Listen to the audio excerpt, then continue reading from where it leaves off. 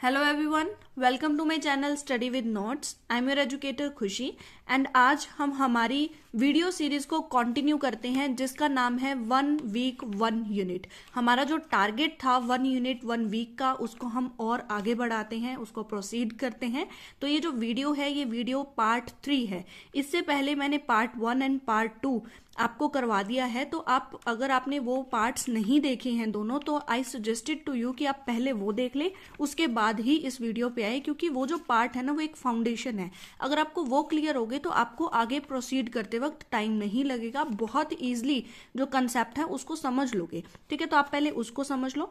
और हमने पिछली वीडियो में पार्ट 2 में क्या किया था, क्वालिटेटिव और क्वांटिटेटिव मेथड्स के कुछ टाइप्स किए थे जो कि आप लोगों को क्लियर होंगे। उसको ही आगे हम प्रोसीड करेंगे इस वीडियो में। और अगर आपने मेरा चैनल सब्सक्राइब नहीं किया है तो जल्दी से जल्दी सबसे पहले आप चैनल सब्सक्राइब करें, जिसके बाद आपको बहुत सारी ऐसी वीडियोस जो कि पब्लिक नहीं है, जो कि प्राइवेट की हुई है ओनली फॉर सब्सक्राइबर्स, तो वो भी आपको दिखेगी। ठीक है, तो आप चैनल को सब्सक्राइब कर लें। साथ ही साथ जो टेलीग्राम चैनल जो मैंने न्यू बनाया है उसको भी आप ज्वाइन कर लें, ताकि आपको पीडीएफ या नोट्स PYQ ये आपको मिलते रहें। ठीक है, तो हम प्रोसीड करते हैं हमारे वीडियो की तरफ। और हमारा जो आज का टॉपिक है that is experimental research and other research types, जो हमने आज कवर कर देने हैं। आज हम कंप्लीट कर देंगे सारे टाइप्स। तो एक्सपेरिमेंटल रिसर्च,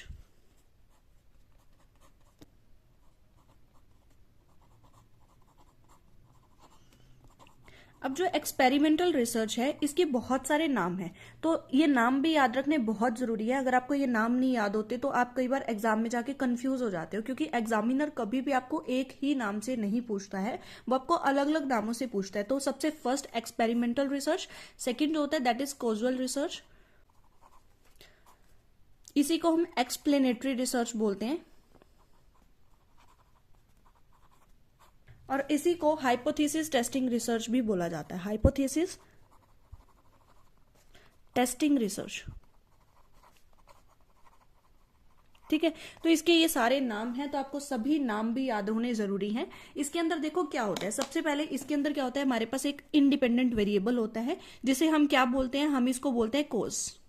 जैसे इसमें बोला ना कोजुअल, कोजुअल मतलब एक कोज होता है और एक इफेक्ट होता है।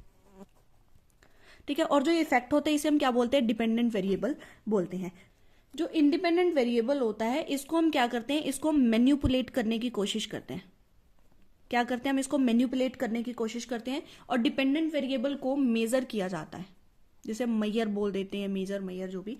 ठीक है, तो इसको हम क्या करते हैं, मेजर करने की कोशिश करते हैं, या फिर हम इसको क्या करते हैं, ऑब्जर्व करने की कोशिश करते हैं कि क्या इफेक्ट देखने को मिल रहा है। तो कोज से क्या है, हम इफेक्ट की तरफ आते हैं, दैट इज कॉजुअल रिसर्च।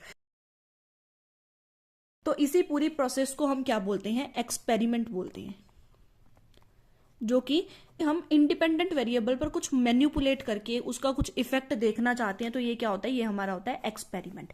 ठीक है, एक्सपेरिमेंटल रिसर्च को हाइपोथेसिस टेस्टिंग रिसर्च क्यों बोलते हैं, क्योंकि यहां पर हम क्या करते हैं, हम एक हाइपोथेसिस मैंने आपको बताया था, जो हमारी पार्ट 1 एंड पार्ट 2 में मैंने आपको बताया था। हाइपोथेसिस क्या होता है, एक टेंटेटिव स्टेटमेंट होती है जो कि या तो प्रूव हो जाती है या डिसअप्रूव हो जाती है। तो हाइपोथेसिस क्या, एक टेंटेटिव स्टेटमेंट है जो कि प्रूव होगी या डिसअप्रूव होगी।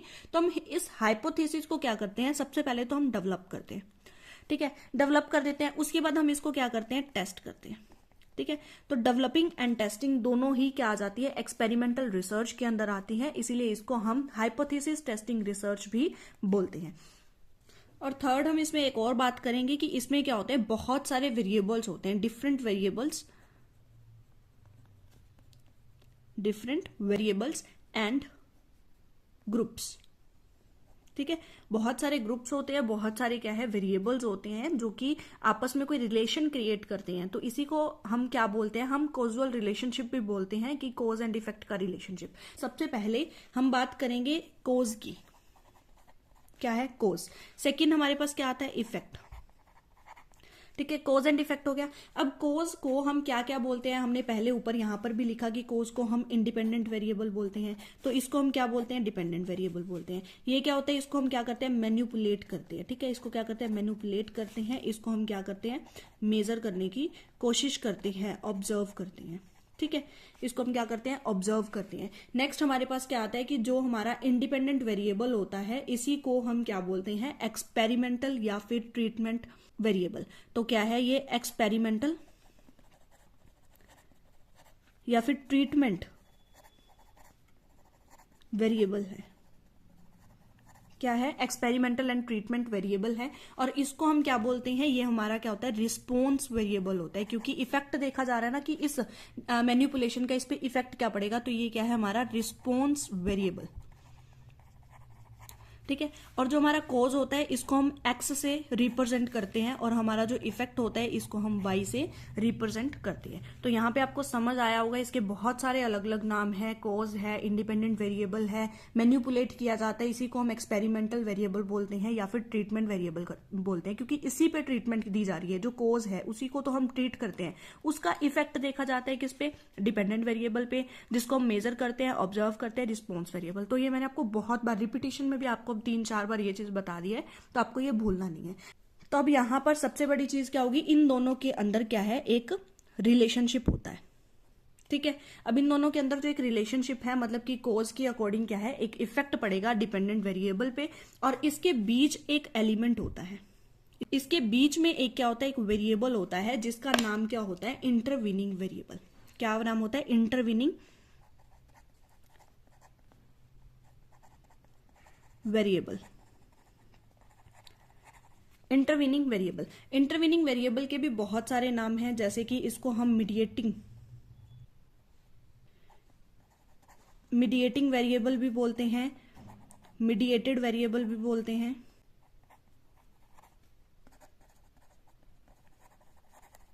ठीक है, अब ये इंटरवीनिंग वेरिएबल, मीडिएटिंग या मीडिएटेड वेरिएबल क्या होता है, इसका मतलब होता है कि जो ये दोनों हैं, मतलब कॉज है और इफेक्ट है, इन दोनों को कनेक्ट कौन कर रहा है। तो एक तरीके से बोले तो ये क्या है, एक कनेक्शन है। कनेक्शन है किसमें, between independent variable and dependent variable. इन दोनों के बीच का जो एक कनेक्शन है, एक जो रिलेशन है, उस चीज को जो कनेक्ट करता है, तो उसको हम क्या बोलते हैं, इंटरवीनिंग या मीडिएटेड। मीडिएटेड वही चीज होती है ना जो इंटरमीडिएरी होता है, जो बीच का वर्क करता है। तो इन दोनों के बीच का वर्क कौन करता है, इंटरवीनिंग वेरिएबल करता है। ठीक है, जैसे यहाँ पर एक मीडिएटिंग वेरिएबल आया, उसी तरीके से एक और वेरिएबल होता है जिसका नाम होता है मॉडरेटर वेरिएबल। तो यहाँ पर कंफ्यूज हो जाते हैं स्टूडेंट्स की मीडिएटर और मॉडरेटर अलग अलग है, सेम है। तो मैं आपको बता दूं ये दोनों अलग अलग ही होते हैं। मीडिएटिंग वेरिएबल जो कनेक्शन बिल्ड करता है, और सेकेंड होता है मॉडरेटर। तो हम यहाँ पर लिखते हैं मॉडरेटर,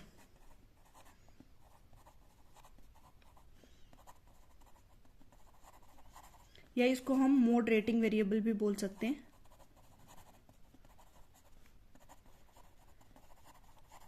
अब जैसे इंटरवीनिंग वेरिएबल का काम क्या था, कनेक्शन बिल्ड करना between the independent and dependent variable.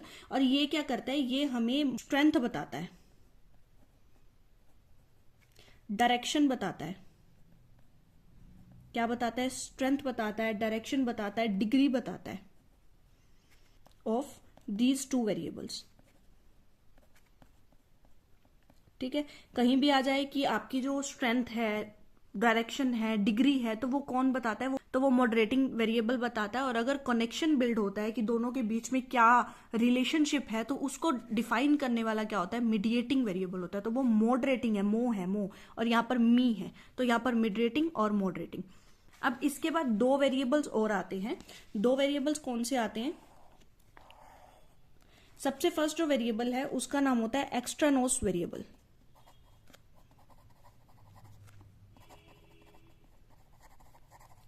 और जो सेकंड वेरिएबल है दैट इज कंफाउंडिंग वेरिएबल।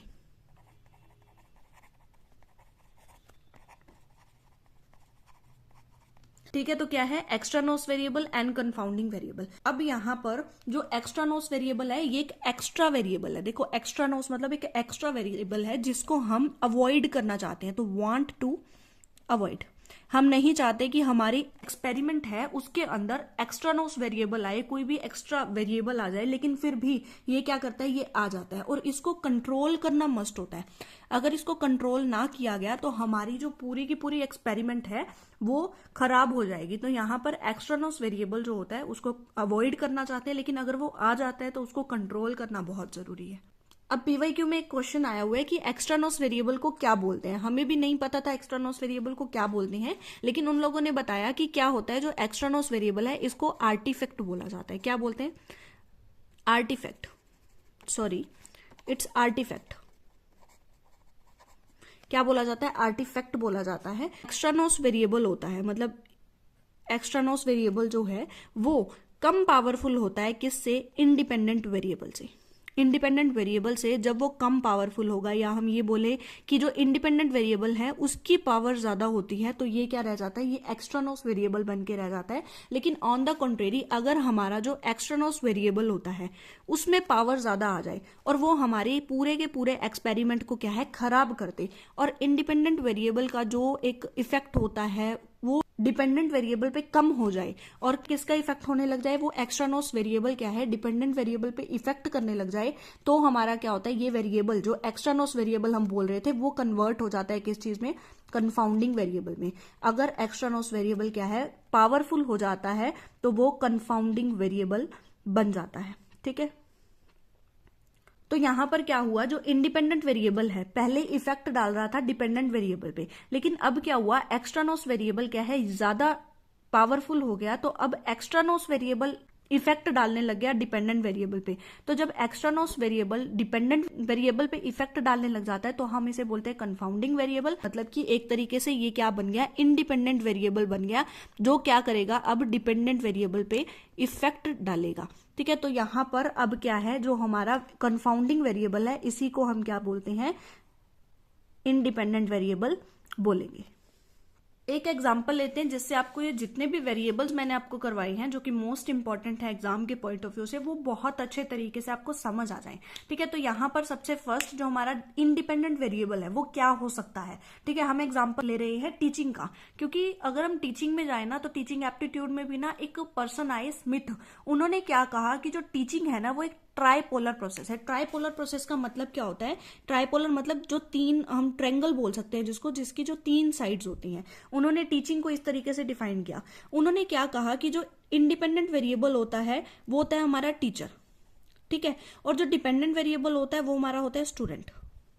और उन्होंने भी यहाँ पर बताया कि जो थर्ड होता है वो इन दोनों को कनेक्ट करने वाली एक चीज होती है, या एक वेरिएबल होता है जो इन दोनों को, स्टूडेंट और टीचर को कनेक्ट करता है, जिसे हमने क्या बोला?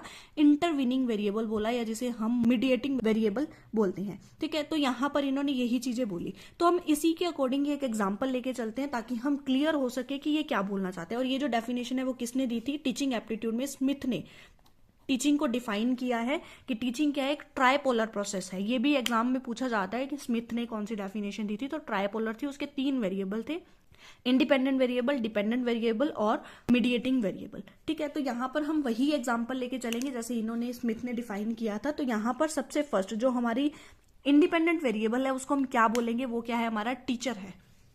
सो यहां पर मैं लिख देती हूँ टीचर। ठीक है, टीचर अब यहां पर क्यों लिखा गया? क्योंकि टीचर ही क्या करता है? स्टूडेंट पे इफेक्ट डालता है। टीचर अपने मेथड्स को चेंज कर सकता है। अगर आप लोगों को समझ नहीं आ रही तो मैं अपना मेथड चेंज कर सकती हूँ, या मैं किसी और वे से आपको समझाने की कोशिश कर सकती हूँ। तो वही चीज क्या कहते हैं कि टीचर क्या है? अपने आप में मैनिपुलेशन कर सकता है। टीचर अपने आप को क्या है? ट्रीटमेंट दे सकता है, अपने आप को चेंज कर सकता है। और उसका इफेक्ट किस पे देखने को मिलेगा? उसका इफेक्ट देखने को मिलेगा स्टूडेंट्स पे, कि उन्हें पहले समझ नहीं आ रहा था अब समझ आने लग गया, या पहले आता था अब नहीं आ रहा है। ठीक है, तो ये चीज क्या होगी? इफेक्ट किस पे पड़ेगा? स्टूडेंट पे। अब बीच में आया इंटरवीनिंग वेरिएबल। इंटरवीनिंग वेरिएबल क्या होगा? जैसे कि एक तरीके से हम बोल देते हैं सिलेबस। ठीक है, तो क्या हुआ? सिलेबस। अब सिलेबस हो गया, या कोई भी हम बोल देते हैं कि कंटेंट हो गया कोई भी। टीचर क्या करेगा? कंटेंट या सिलेबस पढ़ाएगा किसको? स्टूडेंट को। तो जोड़ने का काम कौन कर रहा है? सिलेबस कर रहा है। तो हमने यहाँ पे किया कि जो टीचर है वो इफेक्ट डाल रहा है। एक क्लास चल रही है, क्लास के अंदर क्या एक टीचर स्टूडेंट्स को पढ़ा रहा है, लेकिन एकदम से क्या हुआ? शोर आना शुरू हो गया। शोर मतलब दैट इज नॉइस। तो यहाँ पर क्या है? एक चीज जिसको हम अवॉइड करना चाहते हैं, एक टीचर चाहता है कि जब वो पढ़ा रहा है ना किसी भी तरह की कोई भी डिस्टर्बेंस ना आए, कोई भी नॉइस ना आए, लेकिन वहां पर क्या आ गया? नॉइस आ गई। नॉइस को अवॉइड करना चाहते थे लेकिन फिर भी आ गया, तो अब हम क्या करेंगे? इसको हम करेंगे कंट्रोल। ठीक है, कंट्रोल करेंगे। अगर ये हो गई कंट्रोल, टीचर ने बाहर जाके कोई भी चीज जो भी नॉइस कर रही थी, बाहर बच्चे खड़े थे वो शोर कर रहे थे, तो उनको अगर चुप करा दिया तो यहाँ पे क्या है? टीचर जो था हमारा इंडिपेंडेंट वेरिएबल, वो किससे? जीत गया उसकी पावर ज्यादा हो गई किससे? नॉइज से। ठीक है, अब नॉइज की पावर कम रह गई और टीचर की पावर ज्यादा होगी, तो अब यहाँ पर जो टीचर है वो हमारा क्या कहलाएगा? इंडिपेंडेंट वेरिएबल ही कहलाएगा। और यहाँ पर जो एक्स्ट्रा नॉइज वेरिएबल था वो कौन था? नॉइज था। ठीक है, ऑन द कॉन्ट्रेरी अगर बाहर कुछ ऐसी चीज थी जिसे टीचर कंट्रोल नहीं कर पाया, या जहां पर कंट्रोलिंग पावर जो है टीचर की नहीं हुई, या कुछ बच्चे जो शोर कर रहे थे उन्होंने टीचर का कहना माना ही नहीं, तो यहाँ पर क्या होगा? जो हमारा एक्स्ट्रा नॉइज वेरिएबल था, दैट मीन्स जो नॉइज थी उसकी पावर जो है वो ज्यादा हो गई। अब नॉइज बढ़ गया है, वहां पर टीचर की बात नहीं सुनी गई या टीचर उस वेरिएबल को कंट्रोल नहीं कर पाया, तो यहाँ पर जो एक्स्ट्रा नॉइज वेरिएबल था वो क्या बन जाता है? कंफाउंडिंग वेरिएबल बन जाएगा, और जो टीचर है उसकी जो पावर है वो कम हो जाएगी।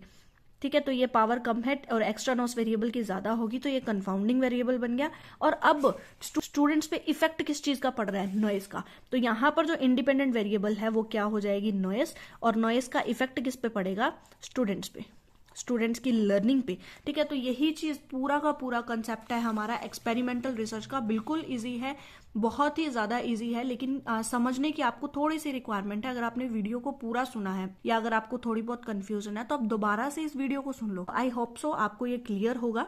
अब इसके अंदर ना एक वेरिएबल और आता है, दैट इज कंट्रोल वेरिएबल। हमने यहाँ पे किया था ना कि इसको कंट्रोल रखना जरूरी है, क्योंकि कंट्रोल अगर नहीं रखा गया तो कोई भी वेरिएबल आके हमारी जो पूरी ट्रीटमेंट है, हमारा पूरा एक्सपेरिमेंट है, उसको खत्म कर देगी। हम हमारा एक्सपेरिमेंट क्या था? टीचर स्टूडेंट को कंट्रोल करे, टीचर अपनी क्लास में स्टूडेंट को वो चीज समझा दे और रिस्पॉन्स ले ले, लेकिन क्या हुआ? शोर आ गया। तो कंट्रोल वेरिएबल कहता है कि कोई भी ऐसा वेरिएबल जो बाहर से आ रहा है उसको कंट्रोल करना बहुत जरूरी है। तो यहां पर भी अगर हम देखें तो हमारा जो नेक्स्ट वेरिएबल आता है दैट इज कंट्रोल वेरिएबल, और इसी कंट्रोल वेरिएबल को सेकेंड नेम दिया जाता है that is constant variable.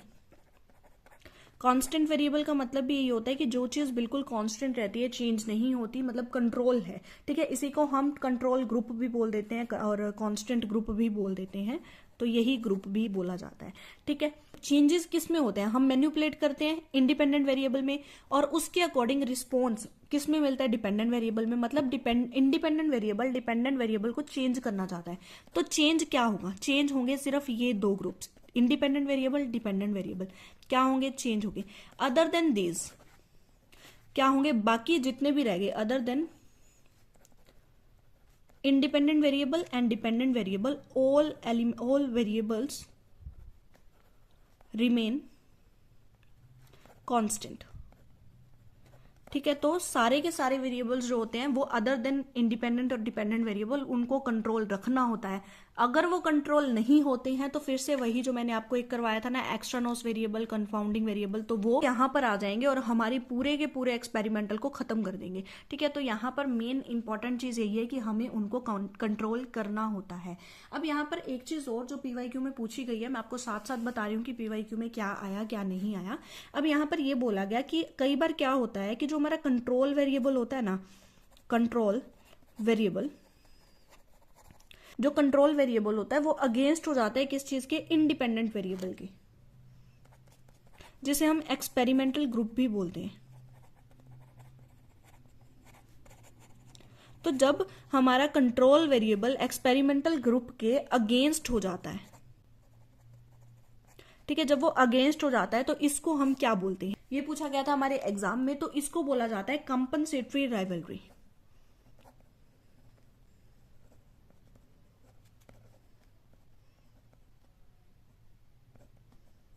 Compensatory rivalry, competition करते हैं तो उसको हम बोलते हैं राइवलरी। तो कंपनसेटरी राइवलरी क्या होता है कि अगर हमारा कंट्रोल वेरिएबल हमारे एक्सपेरिमेंटल ग्रुप के अगेंस्ट में खड़ा हो जाए तो उसको क्या बोलते हैं? Compensatory rivalry. तो ये बहुत इंपॉर्टेंट है। ऑल अबाउट जो हमारा एक्सपेरिमेंटल रिसर्च है वो खत्म हो गया है। अब यहाँ पर कुछ इंपॉर्टेंट चीजें जो हैं वो मैं आपको करवाती हूँ कि एक्सपेरिमेंटल रिसर्च के ना कुछ आगे टाइप्स होते हैं, जैसे प्री एक्सपेरिमेंटल होता है या एक्स पोस्ट फैक्टो होता है, क्वासी एक्सपेरिमेंटल होता है। तो ये सारी चीजें क्या हैं, आगे इसके कुछ सब पार्ट्स में आ जाती हैं, तो वो हम करते हैं। अब जो हमने एक्सपेरिमेंटल रिसर्च किया, एक्सपेरिमेंटल रिसर्च में 3 टर्म्स आती हैं। First is random assignment. Random assignment में देखो क्या होता है कि हम आगे जैसे करेंगे ना सैम्पलिंग, तो सैम्पलिंग में हमारा आएगा प्रोबेबिलिटी सैम्पलिंग। प्रोबेबिलिटी सैम्पलिंग को हम रैंडम सैम्पलिंग भी बोलते हैं, जिसका मतलब क्या होता है कि हम कभी भी बायस्ड नहीं रहते। जितनी भी हम यूनिट्स को सेलेक्ट करेंगे उनका इक्वल चांस होता है सिलेक्शन का, मतलब उसमें किसी भी तरह की कोई भी बायसनेस, पार्शियलिटी नहीं होती है। उसी तरीके से ये रैंडम असाइनमेंट है। यहाँ पर भी जो भी एक्सपेरिमेंट किया जाएगा उसके अंदर बायसनेस नहीं होती है। अगर बायसनेस होगी तो हमारा एक्सपेरिमेंट जो है वो पूरा खराब हो जाएगा। तो यहां पर क्या कहते हैं कि एक्सपेरिमेंट को पूरा का पूरा अनबाइज्ड रखना होता है, उसको हमें पार्शियलिटी वहां पर नहीं करनी है। तो बाय चांस यहां पर सिलेक्शन होती है, इक्वल चांस होता है सबके पास कि कोई भी सेलेक्ट हो सकता है। नेक्स्ट क्या कहता है एक्सपेरिमेंटल कंट्रोल। जो मैंने आपको कंट्रोल ग्रुप कराया था ना, कंट्रोल वेरिएबल कराया था, वही कहता है कि अगर हम इंडिपेंडेंट वेरिएबल को छोड़ दें, उसके अलावा जितने भी वेरिएबल्स होते हैं वो हमारे कंट्रोल ग्रुप के अंदर, कंट्रोल वेरिएबल के अंदर आते हैं। यहां पर इंडिपेंडेंट वेरिएबल अकेला लिखा गया क्योंकि हम मैन्युपुलेट ही इंडिपेंडेंट वेरिएबल को करते हैं, उसके अकॉर्डिंग जो डिपेंडेंट वेरिएबल होता है वो भी चेंज हो जाता है। तो यहां पर जो इंडिपेंडेंट वेरिएबल है उसे हम चेंज करते हैं और डिपेंडेंट वेरिएबल चेंज हो जाता है ऑटोमेटिकली। तो यहाँ पर बाकी जितने भी एलिमेंट्स होते हैं, जितने भी वेरिएबल्स होंगे, जितने भी ग्रुप्स होंगे, उनको हम क्या है कंट्रोल रखते हैं। फिर आता है हमारा एप्रोप्रिएट मेजर। एप्रोप्रिएट मेजर क्या कहता है कि जब भी हम एक्सपेरिमेंट कर रहे हैं तो जो हमारा आउटकम निकलेगा, दैट मीन्स जो भी हमारा रिजल्ट निकलेगा वो सही होना चाहिए। उसमें वही चीज की पार्शियलिटी नहीं होगी। अगर अनबाइस्ड रहेगा तो वो एप्रोप्रिएट निकलेगा, तो वो क्या है एप्रोप्रिएट होना चाहिए, वो सही होना चाहिए, अच्छा होना चाहिए। ठीक है। अब जो एक्सपेरिमेंटल रिसर्च है इसके टाइप्स मैंने आपको बताया कि बहुत इंपॉर्टेंट है। तो सबसे फर्स्ट होता है प्री एक्सपेरिमेंटल। प्री एक्सपेरिमेंटल क्या कहता है कि एक्सपेरिमेंट करने से पहले हम क्या करते हैं, एक छोटा सा एक्सपेरिमेंट लगा लो या थोड़े से ग्रुप्स पे या एक आधे ग्रुप पे क्या करते हैं, हम एक छोटा सा एक्सपेरिमेंट करके देखते हैं, उसे हम क्या बोलते हैं प्री एक्सपेरिमेंटल। तो यहाँ पर क्या होता है कि आइदर सिंगल और मल्टीपल ग्रुप आर ऑब्जर्व्ड। यहाँ पर हम सिंगल या फिर कुछ 2-4 जो ग्रुप्स होते हैं उनको हम ऑब्जर्व करते हैं साथ साथ बिफोर ट्रू एक्सपेरिमेंटल। जो रियल में एक्सपेरिमेंट करते हैं ना उससे पहले किया जाता है। और यहाँ पर कोई भी रैंडम असाइनमेंट और कंपेरिजन ग्रुप नहीं होता। जैसे हमने यहाँ पर किया था ना कि रैंडम असाइनमेंट मतलब बायसनेस यहाँ पर नहीं होगी, लेकिन यहाँ पर थोड़ी बहुत बायसनेस करके हम प्री एक्सपेरिमेंटल करके देखते हैं कि क्या ऐसा होना पॉसिबल है, क्या हम रियल में कोई एक्सपेरिमेंट कर सकते हैं ऐसा, तो उसको हम प्री एक्सपेरिमेंट बोलते हैं। फिर आता है क्वाजी।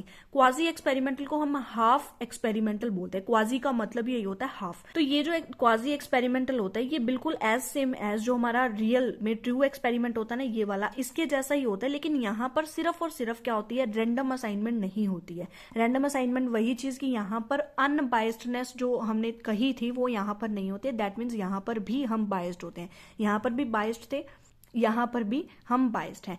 और इसमें फुल कंट्रोल भी नहीं होता वेरिएबल्स पे। और अगर हम इसके नेक्स्ट हम पार्ट पे चलेंगे वो हमारा एक्सपोज्ड फैक्टर होगा।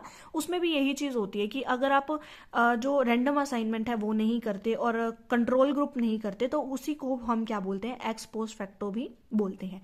अब नेक्स्ट जो है दैट इज ट्रू एक्सपेरिमेंटल। जो हम रियल में एक्सपेरिमेंट करते हैं उसको क्या बोला जाता है, ट्रू एक्सपेरिमेंटल। यहाँ पे क्या होता है, यहाँ पर कोज एंड इफेक्ट रिलेशनशिप जो हमने एक्सपेरिमेंट में की थी वही चीज हाइपोथेसिस बनाते हैं, उनको डेवलप करते हैं। रैंडम असाइनमेंट सबसे इंपॉर्टेंट चीज क्या है, ट्रू एक्सपेरिमेंटल जो होता है उसमें ही रैंडम असाइनमेंट होती है। क्वाजी में, एक्सपोज्ड फैक्टो में या प्री एक्सपेरिमेंटल में जो रैंडम असाइनमेंट है वो नहीं होती। इसीलिए ये ज्यादा हमारे लिए बेनिफिशियल नहीं होते हैं। सबसे ज्यादा इंपॉर्टेंट क्या रहता है, ट्रू एक्सपेरिमेंटल। और इसी को ही हम जो नॉर्मल एक्सपेरिमेंट मैंने आपको जितने भी वेरिएबल्स कराए थे वो इनके अंदर ही आते हैं। यहाँ पर हम हाइपोथेसिस को डेवलप करते हैं, हाइपोथेसिस को टेस्ट करते हैं, सब कुछ यहीं पर होता है। तो इसमें सबसे इंपॉर्टेंट चीज है वो क्या है, रैंडमनाइजेशन। रैंडमनाइजेशन वही चीज कि हमें बायस्ड नहीं रहना है। तो ट्रू एक्सपेरिमेंटल डिजाइन में हमने क्या करना है, कुछ सैंपल को चूज करना है। अब सैंपल किस बेसिस पे चूज होंगे, रैंडमनाइजेशन। जो हमने किया था कि ट्रू एक्सपेरिमेंटल में सबसे इंपॉर्टेंट एलिमेंट क्या है, रैंडमनाइजेशन, मतलब हमें बायस्ड नहीं रहना। तो यहाँ पर क्या बोला गया कि रैंडमनाइज्ड प्रोसीजर, यहाँ पर क्या होता है, एक अनबायस्ड प्रोसीजर होता है। यहाँ पर जो भी जितने भी एलिमेंट्स होते हैं सिलेक्शन के लिए उनका क्या होगा, इक्वल अपॉर्चुनिटी होगी उनके पास कि वो सेलेक्ट हो सकते हैं। 5 इसके डिजाइन है जिसके बेसिस पे हमारा ट्रू एक्सपेरिमेंट है वो हम करते हैं। सबसे फर्स्ट क्या होता है, 2 group randomization subject post test only design. यहाँ पे क्या कहता है कि 2 ही ग्रुप होंगे और वो ग्रुप को जब भी हम रैंडमनाइज करेंगे या फिर जो हम टेस्ट कर रहे हैं तो वो उसमें टेस्ट क्या है, सिर्फ पोस्ट टेस्ट है। मतलब यहाँ पर हम प्री टेस्टिंग नहीं करते हैं। मैंने यहाँ पर लिखा भी है कि नो प्री टेस्टिंग, क्योंकि यहाँ पर सिर्फ इन्होंने क्या लिखा, पोस्ट टेस्ट ओनली। सिर्फ आपको क्या करना है, पोस्ट टेस्ट करना है। सेकंड भी सेम है, सेकंड भी क्या कहता है कि यहाँ पर भी 2 ग्रुप्स होंगे, लेकिन यहाँ पर सब्जेक्ट्स और यहाँ पर मैच्ड। क्या आता है, सब्जेक्ट पोस्ट टेस्ट ओनली, यहाँ पर भी ओनली मतलब यहाँ पर भी जो प्री टेस्टिंग है वो नहीं होगी, सिर्फ और सिर्फ क्या होगी, पोस्ट टेस्टिंग, मतलब हम रियल में जो एक्सपेरिमेंट करना है ना वही करेंगे। ठीक है। थर्ड इसमें क्या बोलता है, C, that is randomized group pre test post test design, मतलब ये भी रैंडमनाइज है, रैंडमनाइज मतलब अनबाइस्ड रहना है, लेकिन यहाँ पर प्री टेस्ट भी है प्लस पोस्ट टेस्ट भी है। वहां पर तो सिर्फ पोस्ट टेस्ट था ना दोनों में, इसमें प्री टेस्ट भी और पोस्ट टेस्ट भी है।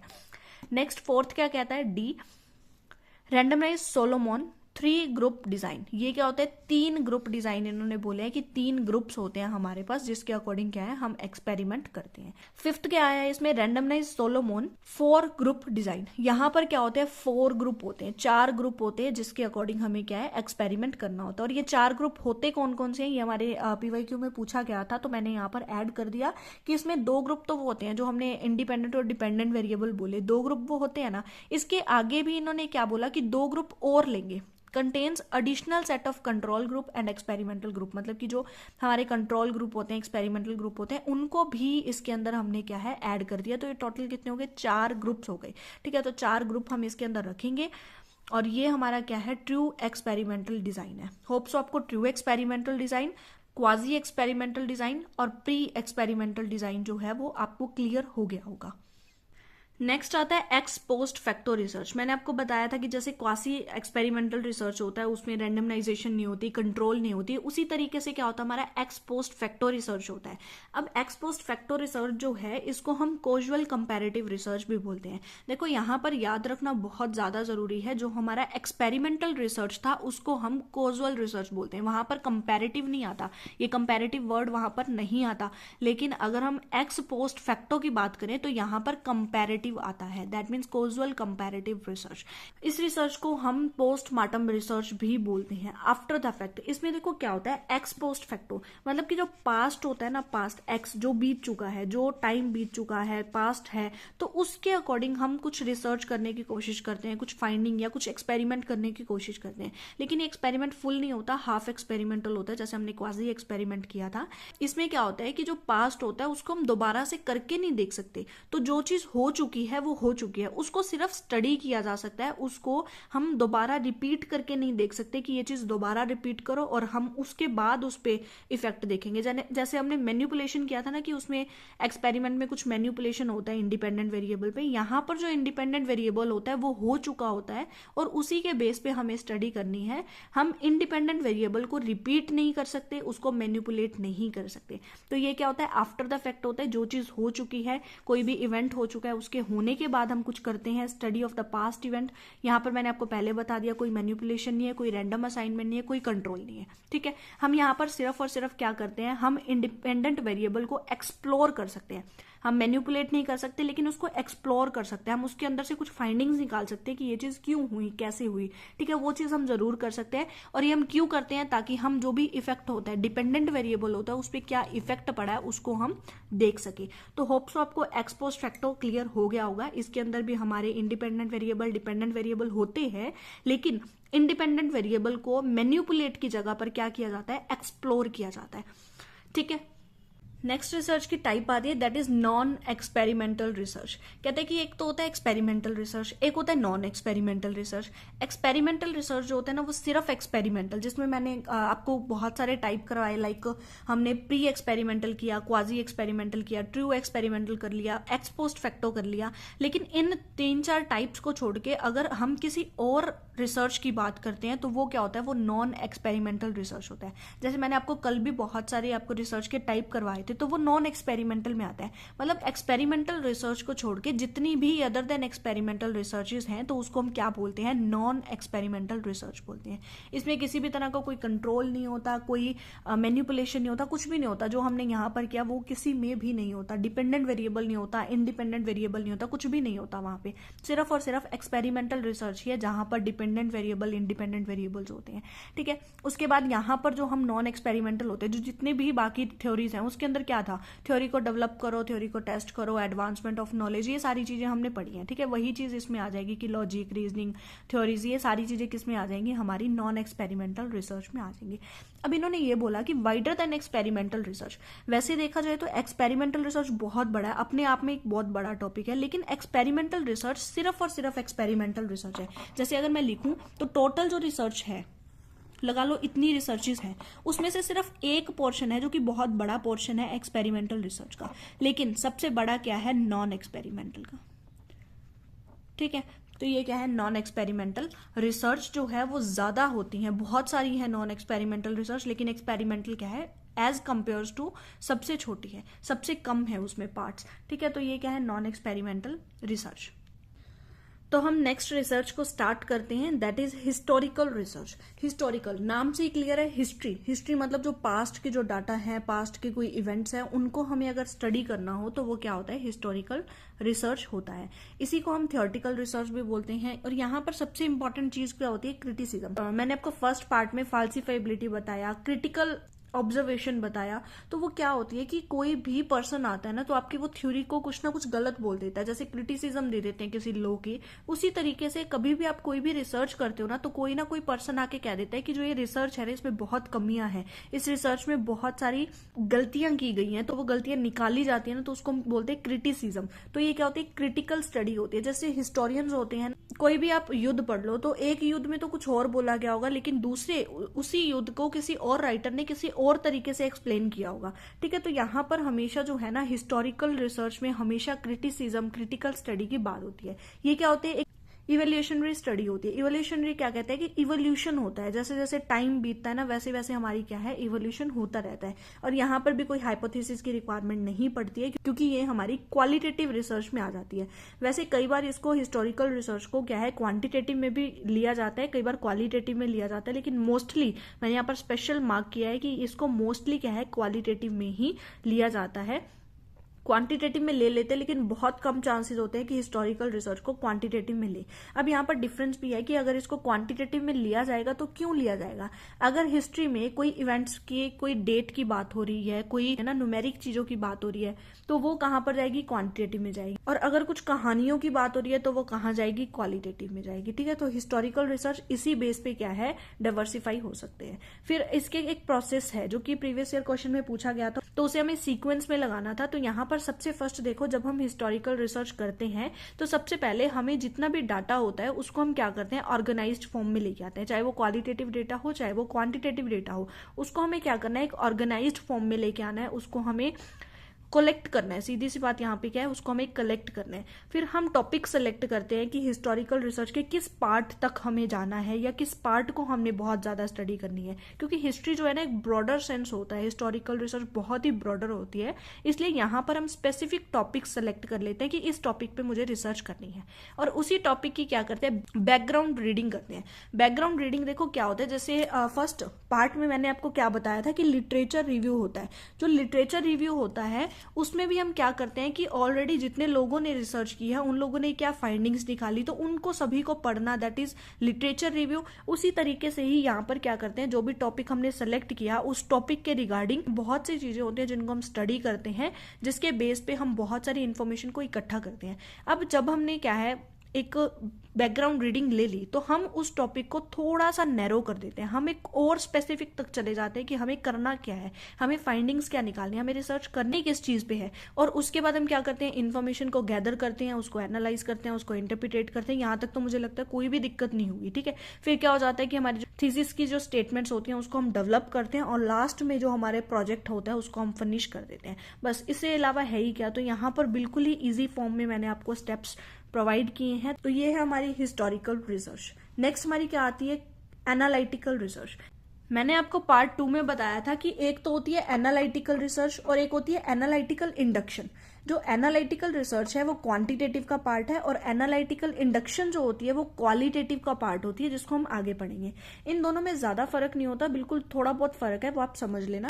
तो यहाँ पे क्या कहते हैं कि analysis of already available data, जो भी हमारे पास जो डाटा होता है यहाँ पर ऑलरेडी अवेलेबल होता है, इसमें हमें जो डाटा है उसको कलेक्ट करने की जरूरत नहीं पड़ती, हमें डाटा जो है वो अवेलेबल हो जाता है, रेडीमेड डाटा हम बोल सकते हैं। नेक्स्ट क्या है, डाटाबेस रिसर्च है। ओके, जर्नलाइज्ड टेस्टिंग हाइपोथेसिस, हम यहाँ पर टेस्टिंग करते हैं हाइपोथेसिस को डेवलप किया जाता है।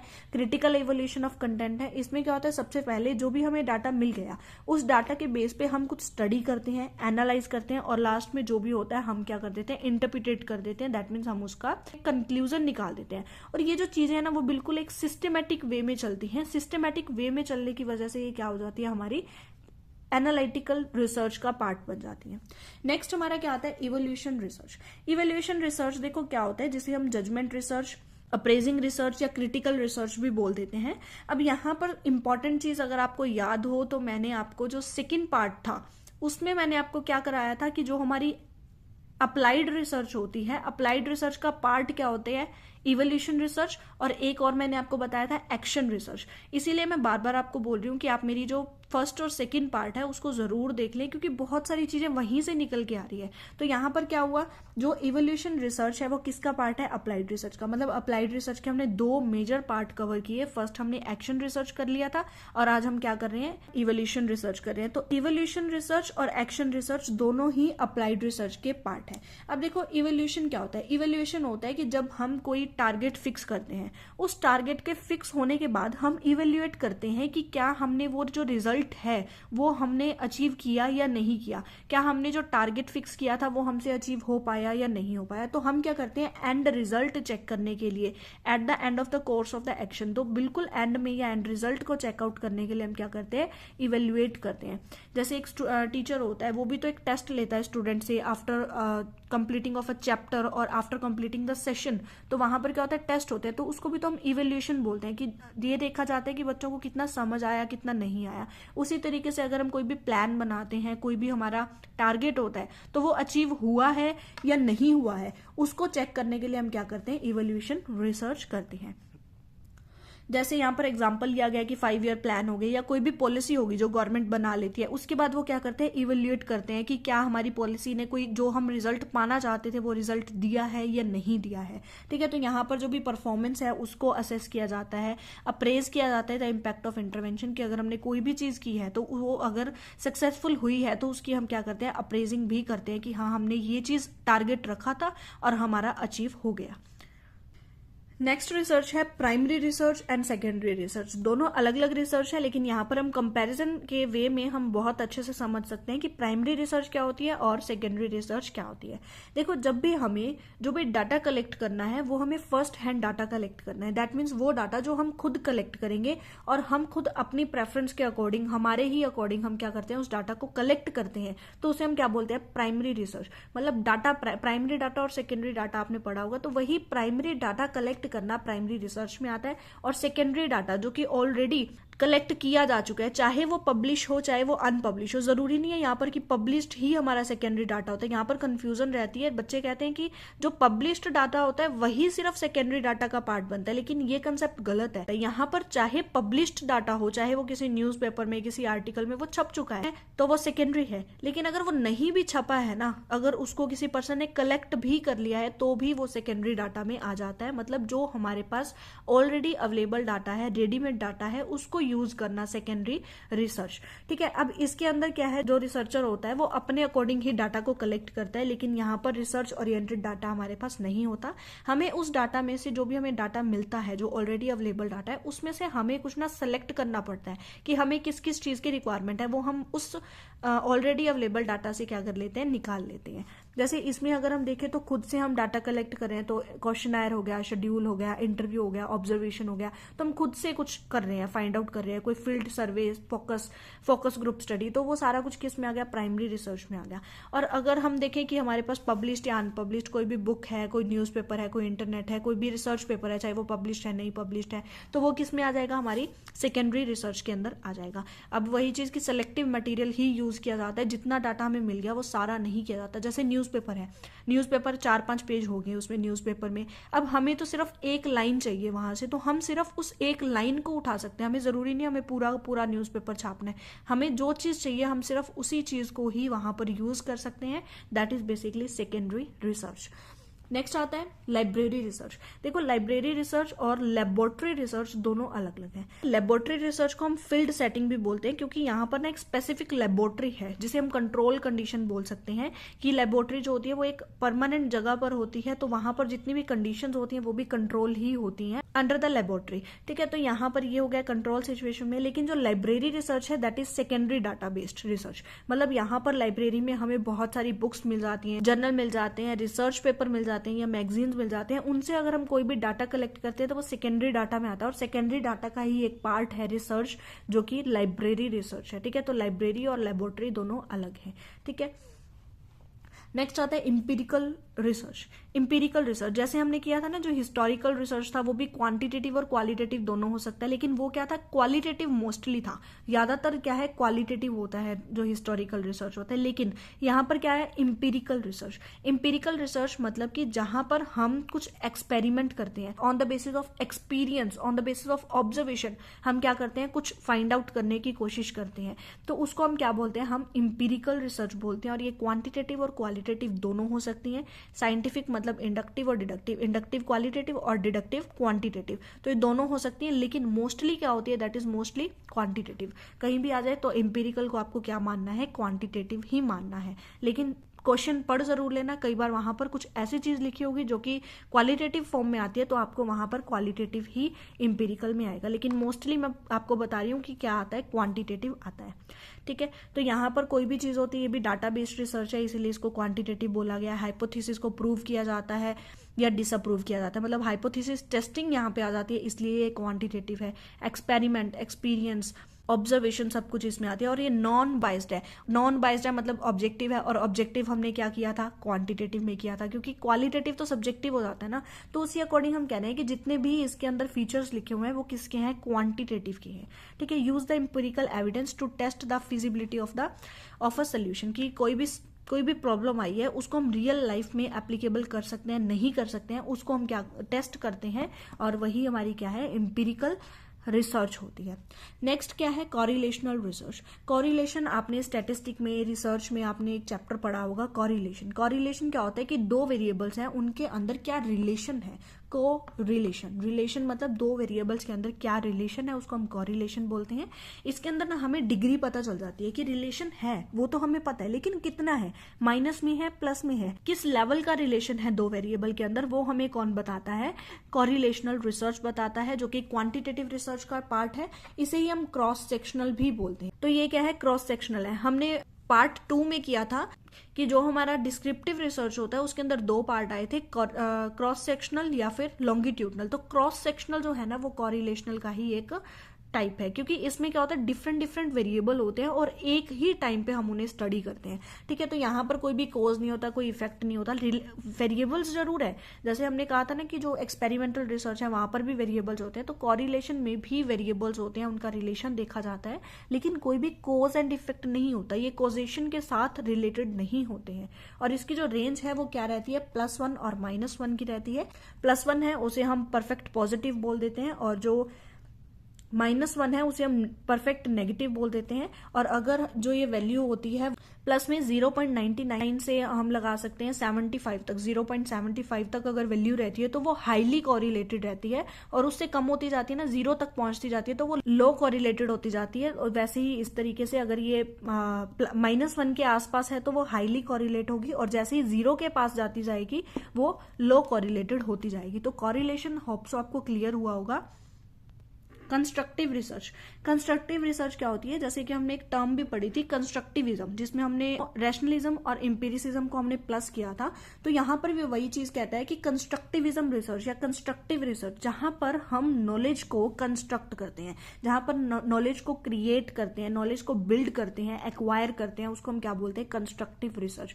यहाँ पर सबसे बड़ा एम क्या होता है, सबसे पहला और फर्स्ट और लास्ट एम क्या होता है कि हमें हमारी जो थ्योरीज हैं टेस्ट करना होता है। होता है कि वो थ्योरी एप्लीकेबल है या नहीं है। तो यहाँ पर हम क्या करते हैं, नॉलेज को कंस्ट्रक्ट करते हैं, नॉलेज को बनाते हैं।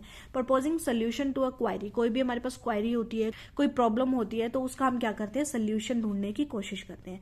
नेक्स्ट इसमें आता है कंक्लूसिव रिसर्च। कंक्लूसिव रिसर्च नाम से क्लियर है, जो रिसर्च हमें किसी भी चीज का कंक्लूजन दे दे तो उसे हम क्या बोलते हैं, कंक्लूसिव रिसर्च बोलते हैं। हमें कभी भी डिसीजन मेकिंग करना हो, कोई भी डिसीजन लेना हो, तो हम क्या करेंगे, कंक्लूसिव रिसर्च की हेल्प लेंगे। अब यहाँ पर कंक्लूसिव रिसर्च में कौन कौन सी रिसर्च आती है, दैट इज डिस्क्रिप्टिव रिसर्च,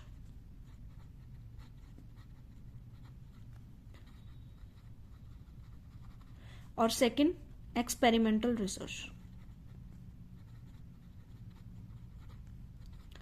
दोनों ही रिसर्च मोस्ट इंपॉर्टेंट है और ये पार्ट किसका है, कंक्लूसिव रिसर्च का। ठीक है, नेक्स्ट आता है क्वालिटेटिव मेथड्स। हमने जो पहले किए उसमें क्वालिटेटिव और क्वांटिटेटिव दोनों मिक्स थे, लेकिन मोस्टली उसमें कौन से थे, क्वांटिटेटिव वाले थे। अब क्वालिटेटिव मेथड्स में क्या होता है, हमने जैसे सेकंड वीडियो में किया था, तो हमने उसमें क्या किया था कि जो हमारे क्वालिटेटिव मेथड्स होते हैं इसको हम इंडक्टिव भी बोलते हैं, इंडक्टिव बोलते हैं, इसको हम सब्जेक्टिव बोल सकते हैं, जहां पे लोगों की बिलीफ, जहां पर जजमेंट, जहां पर लोगों की परसेप्शन होती है, लोग अपने अकॉर्डिंग काम को करना पसंद करते हैं, तो इसी चीज को क्या बोला जाता है, रिफ्लेक्सिविटी भी बोला जाता है। ठीक है, तो सबसे फर्स्ट यहाँ पर जो मेथड है, अप्रोच है क्वालिटेटिव रिसर्च की, दैट इज एथनोग्राफी।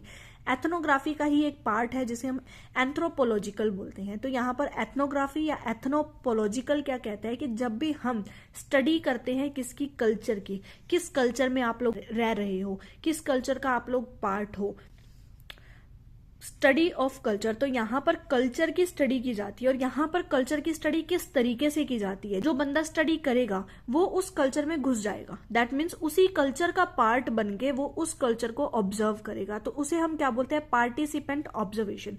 मतलब कि जो हमारा डाटा कलेक्ट करने वाला पर्सन होगा या जो बंदा उस रिसर्च को कर रहा है, जो कुछ फाइंडिंग्स ढूंढना चाहता है, तो वो क्या करता है, वो उस कल्चर का पार्ट बन जाता है, उस कल्चर के अंदर रहता है, लोगों को देखता है, उस अकॉर्डिंग वो क्या है, अपनी क्या है, ऑब्जर्वेशन को लेके आता है। इसे हम सेल्फ एक्सपीरियंस बोल सकते हैं। सेल्फ एक्सपीरियंस का एक वर्ड मैंने आपको और बताया था, दैट इज ह्यूरिस्टिक, और ह्यूरिस्टिक के अंदर क्या करते हैं, सेल्फ एक्सपीरियंस डिस्कवरी हम करते हैं। ठीक है, तो यहाँ पर डायरेक्ट मेथड है, ये प्राइमरी मेथड है, प्राइमरी डाटा कलेक्शन है, कि यहाँ पर खुद वो बंदा जाके क्या कर रहा है, डाटा कलेक्ट कर रहा है। Study of the group that share the same culture, मतलब उस स्टडी करना उस ग्रुप को जिसमें क्या है, सेम कल्चर के लोग रह रहे हैं। नेचुरल सेटिंग में होता है, यहाँ पर कुछ भी आर्टिफिशियल इन्वायरमेंट क्रिएट नहीं किया जाता।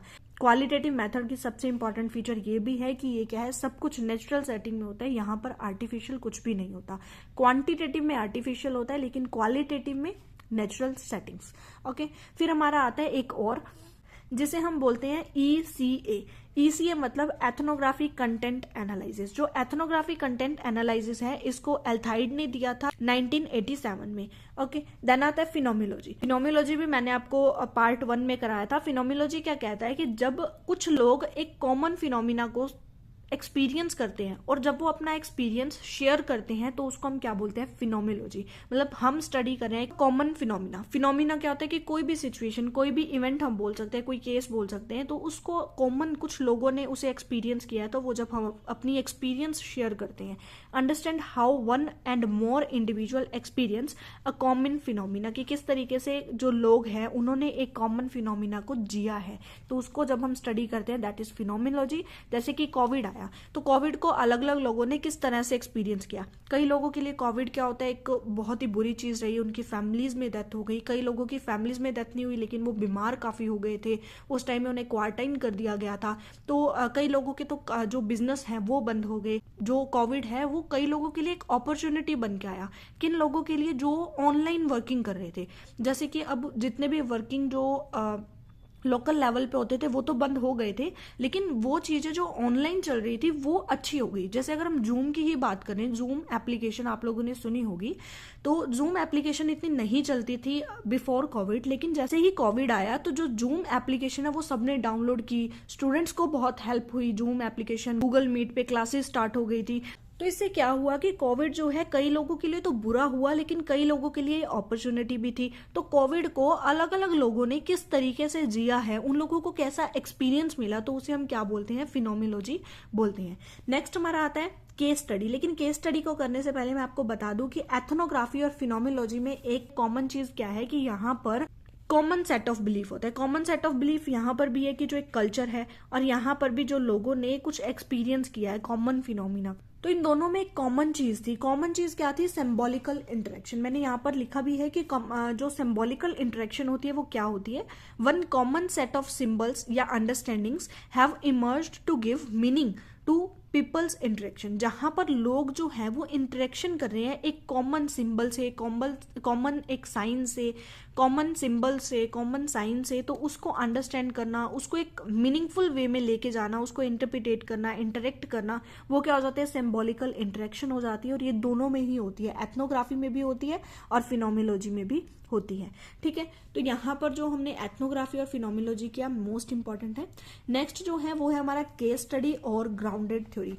Case study and grounded theory में भी स्टूडेंट्स कंफ्यूज हो जाते हैं, लेकिन यहाँ पर कंफ्यूजन वाला एज सच कुछ है नहीं।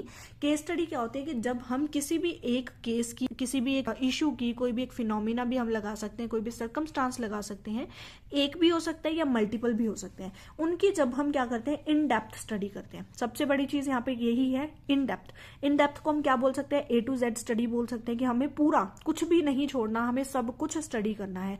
डीप डिगिंग भी इसी को बोलते हैं कि काफी हमें डीप में जाना पड़ता है, हमें इन डेप्थ स्टडी करनी होती है और डिटेल्ड इन्फॉर्मेशन हम लेते हैं, लेकिन किससे लेते हैं? Limited number of participants. Case किस पे अप्लाई होता है? केस है, कोई भी एक केस है, वो एक लिमिटेड लोगों पे ही अप्लाई होता है, तो लिमिटेड लोगों से ही हम इन्फॉर्मेशन कलेक्ट करते हैं। लेकिन उसकी लिमिटेड लोगों से इन्फॉर्मेशन कलेक्ट कितना करते हैं? डिटेल्ड इन्फॉर्मेशन, पूरी डीप में हम उनसे इन्फॉर्मेशन कलेक्ट करते हैं। इसमें एक ट्रू केस स्टडी भी आ जाता है। ट्रू केस स्टडी क्या होता है कि एक ग्रुप को एक ही टाइम पे जब हम स्टडी करते हैं उसे हम ट्रू केस स्टडी या वन शॉट भी बोलते हैं। वन शॉट मतलब एक ही बार में करना है, एक ही टाइम में और एक ही ग्रुप होता है। और इसमें सबसे इंपॉर्टेंट चीज क्या होती है? जो जर्नलाइजेशन होती है उसको हम कर सकते हैं, लेकिन सेम केस पे। केस स्टडी है ना, उसको हम सेम ही केस पे क्या कर सकते हैं? जर्नलाइज कर सकते हैं। लेकिन इसको जर्नलाइज कर तो सकते हैं, लेकिन इतना ईजी भी नहीं होता किसी भी केस को सेम केस के साथ क्या कर देना? जर्नलाइज कर देना। इसके लिए मैं आपको एक एग्जाम्पल देती हूँ जिससे आपको केस स्टडी हमेशा याद रहेगा। केस स्टडी के लिए लगा लो कि केस, जैसे कि कोई मर्डर का केस आ गया। अब मर्डर के केस से जितने जने रिलेटेड होंगे सिर्फ उतने लोगों से ही इंफॉर्मेशन ली जाती है। अब इंफॉर्मेशन ली जाती है तो इन डेप्थ उनसे एक एक चीज पूछी जाती है कि ये कैसे हुआ, क्योंकि जो सीबीआई वाले होते हैं या पुलिस इंस्पेक्टर्स लगा लो, तो वो क्या करते हैं? वो इन डेप्थ इन्फॉर्मेशन लेके ना कुछ क्ल्यू निकाल लेते हैं कि ये चीज ऐसे होगी या ऐसे होगी, वहीं से उनको कोई ना कोई क्ल्यू मिल जाता है। तो वो इन्फॉर्मेशन कैसे लेते हैं? इन डेप्थ लेते हैं, पूरी डिटेल में लेते हैं।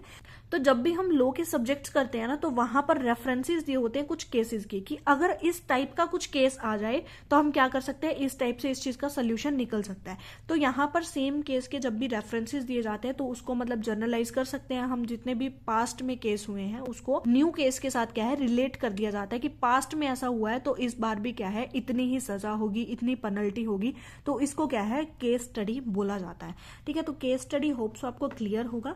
नेक्स्ट क्या होता है? Grounded theory. ग्राउंडेड थ्योरी का मतलब क्या होता है कि यहाँ पर भी हमें बहुत सारा डाटा चाहिए होता है। जैसे ऊपर भी हमने detailed information A to Z study, यहाँ पर भी हमें जो डाटा है वो बहुत ज्यादा चाहिए होता है। लेकिन यहाँ पर जो हम पॉइंट होता है ना, दैट इज सैचुरेशन पॉइंट। हमें कहाँ तक पहुंचना होता है? हमें सैचुरेशन पॉइंट तक पहुंचना होता है। That mean scratch to saturation. Scratch मतलब जीरो और सैचुरेशन मतलब वो पॉइंट जहां से आगे हम बढ़ ही नहीं सकते, जहां से आगे हमें जो डाटा है वो मिल ही नहीं रहा। तो इसको हम क्या बोलते हैं? प्लेंटी ऑफ डाटा बोलते हैं। प्लेंटी ऑफ डाटा का मतलब क्या होता है कि जहां पर हमें मैक्सिमम डाटा चाहिए होता है और हम इस मैक्सिमम डाटा को गेन करने के बाद हम एक पॉइंट पे पहुंचते हैं, दैट इज सैचुरेशन पॉइंट। ठीक है, जब हम सैचुरेशन पॉइंट पे यहाँ पे पहुंच जाते हैं तो हम एक थ्योरी को डेवलप कर देते हैं, हम थ्योरी को कंक्लूड कर देते हैं। यहाँ पर भी जो पार्टिसिपेंट्स होते हैं वो सिलेक्टेड ही होते हैं। जैसे ऊपर लिमिटेड पार्टिसिपेंट थे, यहाँ पर भी लिमिटेड ही होते हैं। और यहाँ पर जो एरिया होता है वो भी फिक्स होता है, लेकिन इसको हम जर्नलाइज नहीं कर सकते, ये यूनिवर्सल नहीं हो सकता। ठीक है, और यहाँ पर एक टूल यूज किया जाता है। ग्राउंडेड थ्योरी में एक टूल यूज किया जाता है जिसे हम बोलते हैं कांस्टेंट कंपैरिजन। हम कॉन्स्टेंटली क्या करते हैं? कंपैरिजन करते रहते हैं कि हमें और डाटा चाहिए, फिर हम कंपैरिजन करते हैं कि और डाटा मिलेगा या नहीं मिलेगा। फिर उस तरीके से ना, जब तक हमें जो एक सैचुरेशन डाटा नहीं मिल जाता तब तक हम क्या है? डाटा कलेक्ट करते रहते हैं। ग्राउंडेड थ्योरी दी थी ग्लेसर एंड स्ट्रेयर्स ने। ठीक है, नेक्स्ट हमारा आता है नरेटिव रिसर्च। नरेटिव रिसर्च क्या कहता है कि जब भी हम नरेटिव मतलब कहानियां, जब भी कोई स्टोरी टेलिंग होगी, कोई लिटरेचर रिव्यू होगा, तो उसको इन डेप्थ में जाके हमें स्टडी करना, उसको क्या बोलते हैं, नरेटिव रिसर्च बोलते हैं। जैसे बायोग्राफी होती है, ऑटोबायोग्राफी होती है, जो कि लाइफस्टाइल के बारे में बताती है। ऑटोबायोग्राफी और बायोग्राफी में फर्क क्या होता है? ऑटोबायोग्राफी होती है खुद की जीवनी लिखना, जैसे मैं हूं, अगर मैं अपने ही बारे में कुछ लिख दूं तो दैट इज ऑटोबायोग्राफी। और बायोग्राफी क्या होती है? जब मेरे बारे में किसी ने लिखा और आप उसको पढ़ रहे हो तो उसे क्या बोलते हैं, बायोग्राफी। ठीक है। और इसके अंदर सबसे इंपॉर्टेंट चीज क्या होती है कि बहुत सारे इवेंट्स होते हैं, बहुत सारे एक्शंस होते हैं, बहुत सारे केसेस होते हैं, सर्कमस्टेंसेज होते हैं, जिसको क्रोनोलॉजिकल ऑर्डर में लिखा जाता है। जैसे कि हिस्टोरिकल रिसर्च है, हिस्टोरिकल रिसर्च में लिखा जाता है ना कि 1950 में ये हुआ, 1960 में ये हुआ, 1970 में ये हुआ, 1980 में ये हुआ, 2000 में ये हुआ, 2005 में ये हुआ। जब उसे क्रोनोलॉजिकल मतलब टाइम के बेसिस पे हम कुछ चीजें लिखते हैं तो उसे क्या बोला जाता है, नरेटिव रिसर्च बोला जाता है।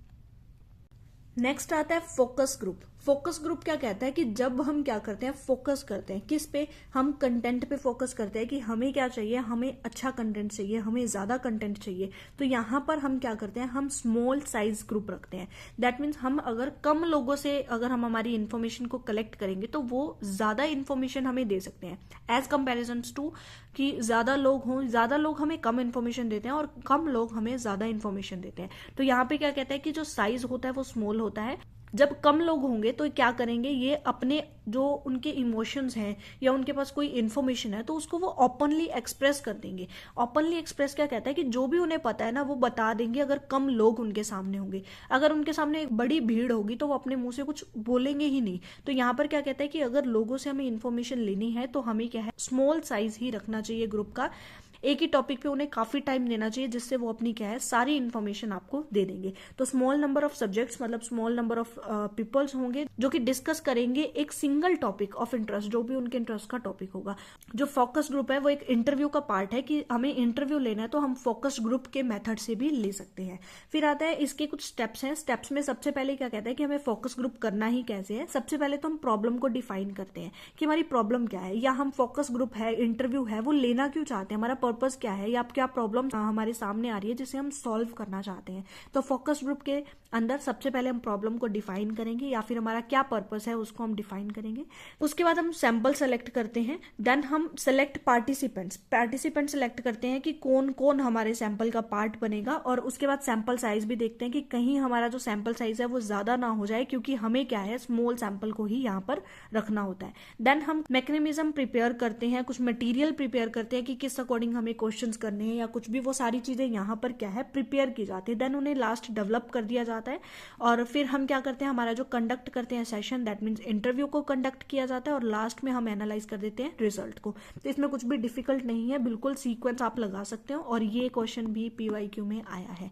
तो जितने भी सीक्वेंस हैं उनको आप बहुत अच्छे से स्टडी कर लो और उनको एक लॉजिकल वे में लगा के देख लो कि किस तरीके से कौन सा स्टेप पहले आएगा, कौन सा स्टेप बाद में आएगा। नेक्स्ट आता है in depth interview. In depth interview क्या होता है, इसको हम फेस टू फेस इंटरव्यू भी बोलते हैं, जहां पर ये क्या होता है, अनस्ट्रक्चर्ड होता है और ओपन एंडेड क्वेश्चंस हम ले सकते हैं। जैसे कि फेस टू फेस, अब जो भी इंटरव्यू होगा जो फेस टू फेस होगा वो एज पर पर्सन हम चेंज कर सकते हैं। ओपन एंडेड होता है कि यहाँ पर सिर्फ आपको येस नो में जवाब नहीं देना या फिर आपको ऑप्शन नहीं दिए जाते कि किसी एक ऑप्शन को क्लिक करो। ओपन एंडेड क्वेश्चन क्या होता है कि आपको एक क्वेश्चन बोल दिया जाएगा, उसको आप अपने अकॉर्डिंग एक्सप्रेस कर सकते हो। तो ओपन एंडेड क्वेश्चन होते हैं। अनस्ट्रक्चर्ड होते हैं, मतलब कोई भी क्वेश्चन पहले पूछा जा सकता है, कोई भी क्वेश्चन बाद में पूछा जा सकता है, तो अनस्ट्रक्चर्ड है। ठीक है। फिर हम करते हैं that is direct observation. Direct observation क्या कहता है कि कोई भी ऑब्जर्वेशन है, जो एक्सटर्नल ऑब्जर्वर होते हैं वही क्या करते हैं, डाटा को कलेक्ट करते हैं, ऑब्जर्व करते हैं लोगों को डायरेक्टली, तो उसे हम क्या बोलते हैं, डायरेक्ट ऑब्जर्वेशन। नेक्स्ट क्या आता है, कंटेंट एनालिसिस। कंटेंट मतलब लिखी हुई कोई चीज है, जैसे अब ये कुछ लिखा हुआ है दैट इज कंटेंट, इसको एनालाइज करना है। जैसे मैं आपको समझा रही हूँ, वो मैं क्या कर रही हूँ, मैं कंटेंट को एनालाइज कर रही हूँ, मैं आपको अच्छे तरीके से इन डेप्थ वे में समझाने की कोशिश कर रही हूँ, दैट इज कंटेंट एनालिसिस। इसे ही टेक्स्ट एनालिसिस भी बोला जाता है और इसे हर्मेनेटिस्टिक भी बोला जाता है। ठीक है। तो कंटेंट एनालिसिस देने वाले पर्सन है विमन एंड डोमिनिक। इसमें क्या करते हैं, हमारी कोई भी वर्ड्स हैं, कोई भी टेक्स्ट है, कोई भी फ्रेज है, कोई भी लाइंस होती हैं, तो उसको हम एनालाइज करते हैं, उसका एक मीनिंगफुल रिजल्ट या मीनिंगफुल कंक्लूजन निकालने की कोशिश करते हैं कि कोई भी चीज लिखी गई है वर्ड्स की फॉर्म में, टेक्स्ट की फॉर्म में, कोई भी पैराग्राफ है, कोई फ्रेज है, तो उसका मतलब क्या है, कंक्लूजन निकालने की कोशिश करते हैं। Two different person code the same content, इसकी हम रिलायबिलिटी चेक करना चाहते हैं कि एक बंदा उस चीज को किस अकॉर्डिंग इंटरप्रिटेट करता है, सेकेंड पर्सन उस चीज को किस तरीके से इंटरप्रिटेट करता है, तो उसको क्या बोलते हैं कि दो पर्सन सेम कंटेंट को इंटरप्रिटेट कर रहे हैं, उसको समझने की कोशिश कर रहे हैं, उसको एनालाइज करने की कोशिश कर रहे हैं, तो इसको हम इंटर कोडर रिलायबिलिटी भी बोलते हैं। ये रिलायबिलिटी के पार्ट में भी आएगा। तो यहां पर भी है कि अगर कंटेंट को कोई दो पर्सन अपने अपने तरीके से उसको एनालाइज करने की कोशिश कर रहे हैं, उसका रिजल्ट या कंक्लूजन निकालने की कोशिश कर रहे हैं, तो उसे हम क्या बोलते हैं, इंटर कोडर रिलायबिलिटी बोलते हैं। नेक्स्ट आता है हमारे पास फील्ड स्टडी और फील्ड सर्वे। फील्ड स्टडी और फील्ड सर्वे में बेसिक सा डिफरेंस है। फील्ड स्टडी और फील्ड सर्वे, देखो सबसे बड़ी चीज सर्वे, यहां से आप एक लॉजिक लगा सकते हो कि सर्वे जब भी होता है ना, तो सर्वे जब भी हम करते हैं तो वो लार्ज सैंपल से लिया जाता है, मतलब काफी लोगों को कवर किया जाता है। और जब भी हम ज्यादा सैंपल लेंगे, ज्यादा लोगों को कवर करेंगे, तो हम इन डेप्थ उनसे नहीं ले सकते, तो उसकी जो डेप्थ होती है या इंफॉर्मेशन कलेक्शन होती है वो लिमिटेड हो जाती है या नैरो हो जाती है। लेकिन स्टडी हम कैसे करते हैं, हम इन डेप्थ स्टडी करना पसंद करते हैं। मुझे अच्छे तरीके से कोई चीज समझ आए तभी मैं उस चीज को समझूंगी, ठीक है। तो वही चीज ये है कि जब स्टडी करते हैं तो हम इन डेप्थ करते हैं, हम अच्छे तरीके से कुछ समझने की कोशिश करते हैं, तो इन डेप्थ स्टडी करेंगे, ग्रेटर डेप्थ होगी, मतलब अच्छे से ब्रॉडर सेंस में हम क्या करेंगे, डेप्थ में जाएंगे। तो अब जब भी हम ब्रॉडर सेंस में जाना चाहेंगे तो कम लोगों को लेंगे। जैसे मैंने ऊपर फोकस ग्रुप में भी करवाया था ना, तो फोकस ग्रुप भी यही कहता था कि कम सैंपल लो और ज्यादा से ज्यादा इंफॉर्मेशन को कलेक्ट करो, ज्यादा से ज्यादा टाइम दो एक ही टॉपिक को, तो ये भी वही कह रहा है, ठीक है। नेक्स्ट रिसर्च आती है, that is feministic research. Feministic research क्या होता है, जहां पर मेन, वुमेन, गर्ल्स, बॉयज, इन दोनों के बीच के डिफरेंशिएशंस की बात की जाती है ना, कि हमारी सोसाइटी में इक्वालिटी है, इनइक्वालिटी है, जस्टिस है या नहीं है, तो वो सारी चीजें किस में आ जाती हैं, ये आ जाती है फेमिनिस्टिक रिसर्च में। और फेमिनिस्टिक रिसर्च को सोशल रिसर्च बोला जाता है, जो कि एल थॉम्पसन ने दी है। नेक्स्ट हमारे पास रिसर्च की टाइप है, that is thematic analysis. Thematic, देखो थीमेटिक में ही वर्ड आ रहा है थीम, तो जब भी हम किसी भी पैटर्न को या थीम को एनालाइज करने की कोशिश करते हैं, उनको हम आइडेंटिफाई करने की कोशिश करते हैं, इंटरप्रिटेट करने की कोशिश करते हैं, तो दैट इज थीमेटिक एनालिसिस, ठीक है। और ये किसने दी थी, ब्राउन क्लार्क ने दी थी। अब यहां से ये आपको मैं एक याद करवा देती हूँ कि ये कैसे याद होगा आपको। थीमेटिक, थीम जो होता है वो पैटर्न और थीम, ये चीज आपको याद होगी। अब जो थीम होती है ना, वो टाइम टू टाइम चेंज होती रहती है। अब टाइम टू टाइम जब एक थीम चेंज होगी तो वो क्लॉक भी तो टाइम चलता रहता है ना, तो क्लॉक से क्लार्क याद रख सकते हो। ब्राउन कलर की क्लॉक है जो कि हमें पैटर्न या थीम बताती है, और इसीलिए इसको थीमेटिक एनालिसिस बोला जाता है। ये जो मैंने आपको एक समझाया, तो ये एक समझाने का मेथड होता है, ये बिल्कुल सच नहीं है कि अगर आपको कि ब्राउन क्लॉक लिखी हुई है, यहाँ पे ब्राउन क्लॉक नहीं है, दैट इज ब्रून क्लार्क। ब्रून क्लार्क ने थीमेटिक एनालिसिस दिया, लेकिन उसको याद करने का मेथड मैंने सिर्फ आपको बताया है, ठीक है। फिर उसके बाद क्या कहता है, डिस्कोर्स एनालिसिस। अब इसको कैसे याद रख सकते हैं, हमें एक कोर्स करना है, कोर्स किसका, लैंग्वेज का। तो जब हम लैंग्वेज का, कम्युनिकेशन का कोर्स कर रहे हैं, तो उसको हम क्या बोले, डिस्कोर्स एनालिसिस। लेकिन रियलिटी में क्या है, डिस्कोर्स एनालिसिस मतलब कि जहां पर हम एक लिंग्विस्टिक बेस्ड पर या कम्युनिकेशन करते हैं, तो उसको एनालाइज करना कि हमने क्या बोला, कैसे बोला, तो उस चीज को जब हम करते हैं दैट इज डिस्कोर्स। अब जो लैंग्वेज होती है या कम्युनिकेशन होती है, वो सिर्फ बोलने वाली नहीं होती कि मैंने क्या बोला, क्या लिखा हुआ है, वो भी हमारा डिस्कोर्स एनालिसिस के अंदर आ जाता है। ये क्या है, हिस्टोरिकल रिसर्च से रिलेटेड होती है, क्योंकि हिस्टोरिकल रिसर्च में भी हिस्ट्री को प्रेजेंट किया जाता है कि हिस्ट्री में कब हुआ, कैसे हुआ। और इसमें सबसे इंपॉर्टेंट चीज यही होती है कि सोसाइटी के पावर के बारे में बताया गया, सोसाइटी में लोगों की जो रिलेशनशिप है, जो लोगों के स्टेटस सिंबल्स हैं, उनके बारे में बताया गया। और जो डिस्कोर्स एनालिसिस है वो किसने दी है, वो दी है पॉल माइकल फॉलगेट। नेक्स्ट आता है एग्जेटिकल रिसर्च। एग्जेटिकल रिसर्च क्या बोलता है कि जहां पर हम कुछ, जैसे वेद होते हैं, कुछ शास्त्र होते हैं, कुछ ग्रंथ होते हैं, उन ग्रंथों में क्या होता है, कुछ लाइनें लिखी होती है, और उन लाइनों को हमें समझना पड़ता है, उनके मतलब निकालने पड़ते हैं कि लिखा क्या गया है, कैसे लिखा गया है, उसकी रियलिटी में कोई एप्लीकेशन है या नहीं है। तो उसको जब हम एनालाइज करते हैं तो उसको बोला जाता है एग्जेटिकल रिसर्च। क्या कहते हैं कि क्रिटिकल एक्सप्लेनेशन और interpretation of text, specially of scriptures क्या होते हैं? वही वेद हो गए, कोई शास्त्र हो गई। The process of discovering the original और इंटेंडेड या real meaning of the phase, जो भी उनके अंदर फेजेस हैं, जितने भी पैराग्राफ्स हैं, तो उनके मतलब क्या है, तो उस चीज को डिस्कवर करना, उसकी जो ओरिजिनल मीनिंग है उसको निकालना, उसको हम क्या बोलते हैं? एग्जेटिकल रिसर्च बोलते हैं। आज का जो लास्ट रिसर्च का टाइप है that is analytical induction research. Analytical research जो है वो हमने क्वांटिटेटिव में की थी, लेकिन एक क्वालिटेटिव में भी आती है, दैट इज एनालिटिकल इंडक्शन, जो कि फ्लोरियन जेनाइकी ने दी थी 1934 में। जो एनालिटिकल इंडक्शन है वो रिसर्च स्ट्रेटेजी है सोशियोलॉजी में, मतलब सोशियोलॉजी में जहां पर बात आ जाए, क्योंकि हमने जो एनालिटिकल रिसर्च किया था वो सोशियोलॉजी की बात नहीं करता था, लेकिन सोशियोलॉजी, सोसाइटी की जो बात कर रहा है वो क्या होती है? हमारी एनालिटिकल इंडक्शन होती है। यहाँ पर भी systematic developing of causal explanation of phenomena, की कोई भी फिनोमिना है उसके अंदर कोजुअल रिलेशनशिप को डेवलप करना सिस्टमैटिक वे से, तो वो क्या होगी? इंडक्शन हो गई। इसमें भी हम डाटा कलेक्ट करते हैं, एनालाइज करते हैं, उसको इंटरप्रिटेट करते हैं, फिर प्रेजेंटेशन करते हैं। सिस्टमैटिक प्रेजेंटेशन होती है, इंटरप्रिटेशन होती है, हाइपोथेसिस को टेस्ट किया जाता है, जनरेट किया जाता है। ये सारी चीजें यहाँ पर भी होती हैं और एनालिटिकल रिसर्च में भी होती थी, लेकिन यहाँ पर फर्क क्या है कि ये सोशियोलॉजी के कंटेक्स्ट में हो रहा है और वहां पर कोई सोशियोलॉजी ऐसा कुछ भी नहीं था। जहां पर हमने इंडक्टिव सोसाइटी के बारे में बात कर ली, हमने लोगों के बारे में बात कर ली, ह्यूमनिस्टिक अप्रोच आ गई, तो वो क्या होती है? हमारी इंडक्टिव होती है, क्वालिटेटिव होती है। तो इंडक्शन से ही क्लियर है यहाँ पर इंडक्टिव, ठीक है। सो टाइप ऑफ रिसर्च जो है वो कंप्लीट होते हैं। नेक्स्ट की वीडियो जो होगी वो पार्ट नंबर 4 होगी। अगर आपको वीडियो पसंद आई है then like my video, subscribe to my channel and don't forget to share this video with your friends and NET aspirants. Thank you so much for listen me very carefully.